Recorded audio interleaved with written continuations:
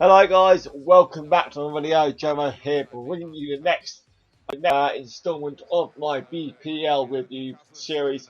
This time we're reviewing the games from last weekend and week 10, that's the week 10, and the focus is the time weird derby between Sunderland and Newcastle.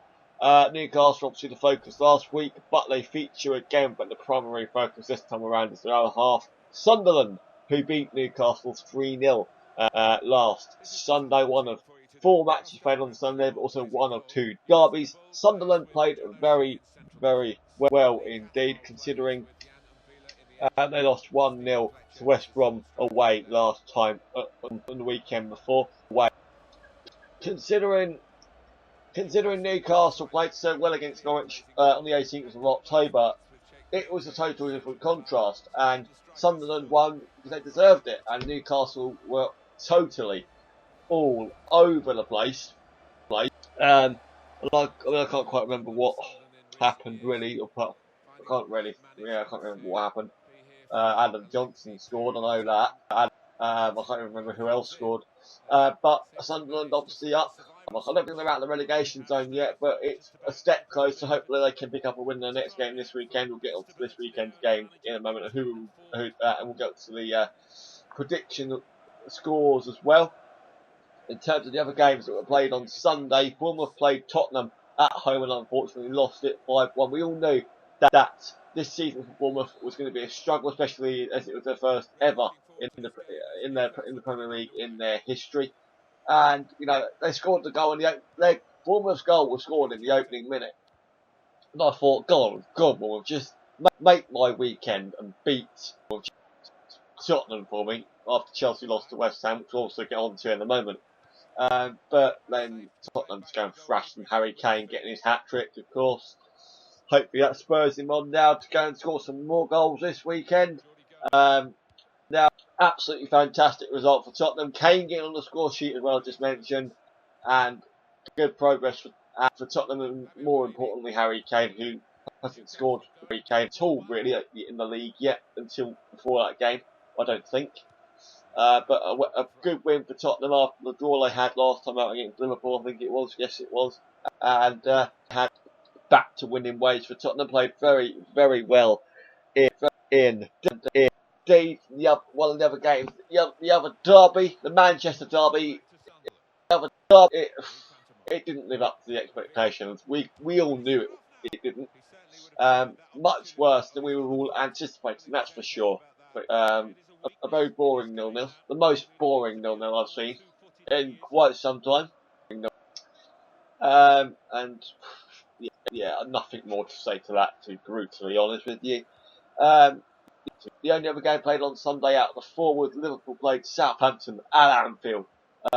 Jurgen Klopp obviously witnessing his team scoring their first goal in the league under his reign. Benteke, I think it was, he scored it. A very nice goal. It was, I think it was a header goal, I believe. I think so. Was it Benteke that scored it? Yeah. Yeah, it was. Benteke scored it with a header, didn't he? I think. Head with a yeah. Milner's cross and then Benteke's header, and then Mane goes and ruins the day for Liverpool in the 86th minute, and he gets himself sent off right at the death. And I think, if I remember rightly,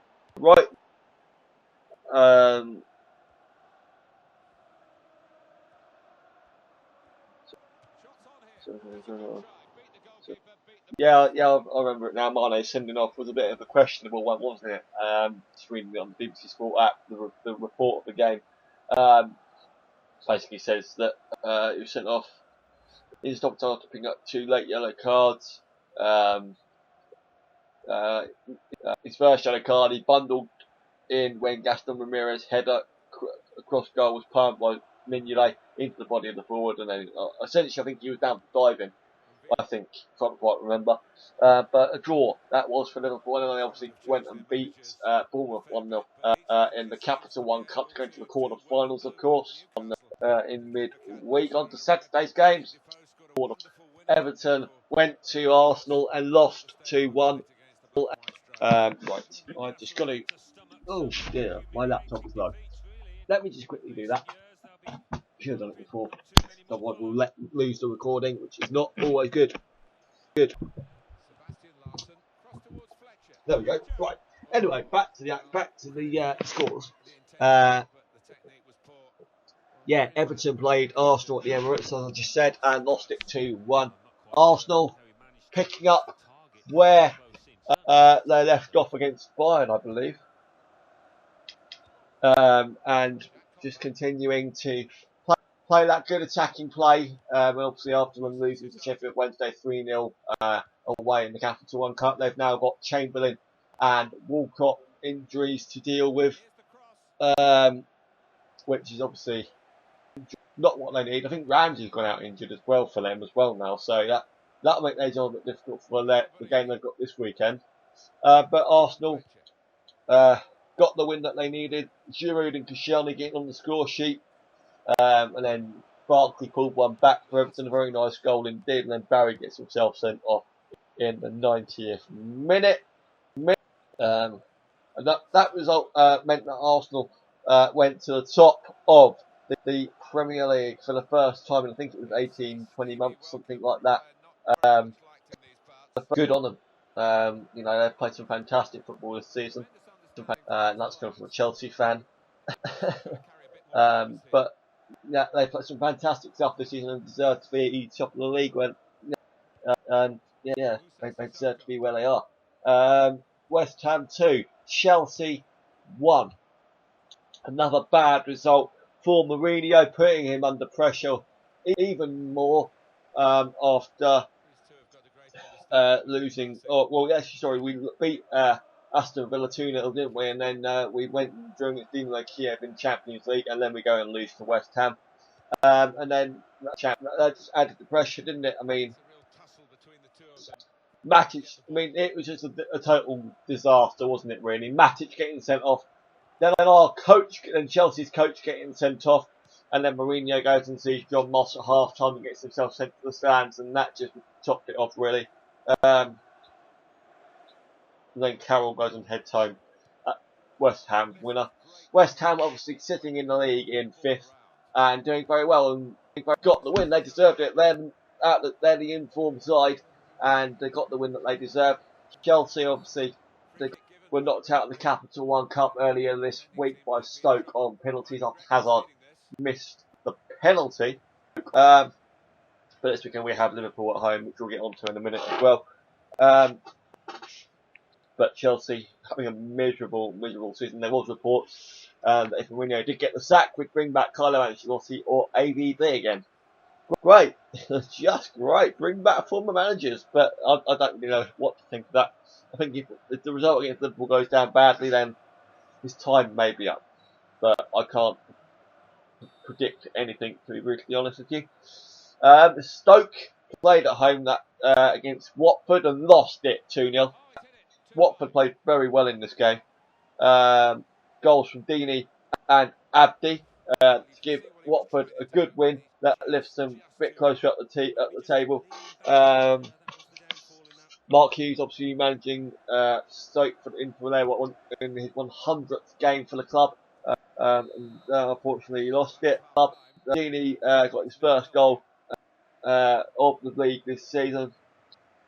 The guy like getting assists to both goals. I don't want the video of Flores' interview, post-match interview. Thank you very much. But Watford played very well. That enhances their chances after a bit of an inconsistent start to their season. But they got a win that they so desperately needed. Norwich 0, West Brom 1. West Brom picking up 2 1-0 wins in a row. Norwich probably still affected from their thrashing of Newcastle last week, the week before. And obviously they will be pleased that the result wasn't too bad this time around. But very well done by West Brom. Rondon getting on the score sheet again, I believe, or was it Verahina? No, it was Rondon. With a 46th minute header. And that meant that Norwich suffered their third loss in a row. And they find themselves nearer the bottom, I believe. Leicester play Crystal Palace at home. Jamie Vardy getting on the score sheet once again. He has now scored in his that goal when he scored in his seventh consecutive Premier League game, and that meant that the Foxes moved up to fourth in the league. I'm trying to sort my screen out. There we go. Yeah, that meant that Leicester moved up to fourth in the table. They're now in the Champions League spot. Now, this is the interesting stat that I saw today. Last time, this weekend, Leicester had West Brom. And the last time Leicester played West Brom, they were 20th in the Premier League. Obviously, this was last season. Now they're sitting in 4th, 5th, roughly. It's amazing that turnaround that Claudio Ranieri has done. We've obviously spoken about their comebacks this season, and they've done very well for themselves. Swansea went to Aston Villa and won 2-1. Jordan Ayew and Andre Ayew, the two brothers, getting on the score sheet for their respective sides. 16 scoring in and amongst both of that as well. Obviously, Villa lost last time out to Chelsea 2-0, and Swansea were on a bit of a slump as well, I suppose. And the other thing also, obviously, the sacking of Tim Sherwood on Sunday morning. This loss to Swansea meant that Sherwood lost his job at Aston Villa, and I think it's I can't think what his name is. There is rumours of a replacement going to Aston Villa. Gord or something. I can't remember his name. I'd know it when I see it. But Andre Ayew's goal meant that he is Swansea's top scorer this season with 5 goals, and that tops it off. For the results of the games played in the most recent weekend. Onto the fixtures of the upcoming weekend. On Saturday, the early kick-off Chelsea at home to Liverpool. I'm hoping that Chelsea can pick up the win that they need to just ease the pressure off Mourinho a little bit, I guess. I think I can't predict it. Liverpool, obviously Chelsea are in a bad position anyway, but Liverpool started slowly under Jurgen Klopp. So I reckon that'll be a draw or a slender win either way. Palace versus Manchester United. I think United can win that, despite being knocked out of the Capital One Cup by Middlesbrough on penalties in the week. I reckon Manchester City will be able to beat Norwich. Newcastle Stoke, bit of an evens clash there. I think Stoke will win that unless Newcastle can pull something out of the bag. Swansea versus Arsenal. I think with Arsenal's current form, Arsenal are going to win that and probably maintain their current position from up the top of the table. Watford at home to West Ham. I wouldn't put anything on it, but I think West Ham are obviously going to win it. Obviously, both sides are in form. West Ham in 5th in the league, 4th, something like that, in the top 6 at least, and one of the league's in form sides. West Brom versus Leicester. I think that will be a draw unless Leicester can once again pull off yet another miracle in their season. On to Sunday's games, if I could actually access it. Obviously, Sunday is the 1st of November. There's only 2 games played on Sunday. Everton at home to Sunderland. I think Everton will just about win that one unless Sunderland do what they've done in the most recent week of games against Newcastle. Southampton, I reckon, will beat Bournemouth, and then Tottenham versus Aston Villa on Monday night. I reckon Tottenham can win that quite convincingly. So, thank you very much for watching this video, guys. Like, comment, subscribe. We're just about out of time, and I'll speak to you in the next episode of this series next week. See you later. Next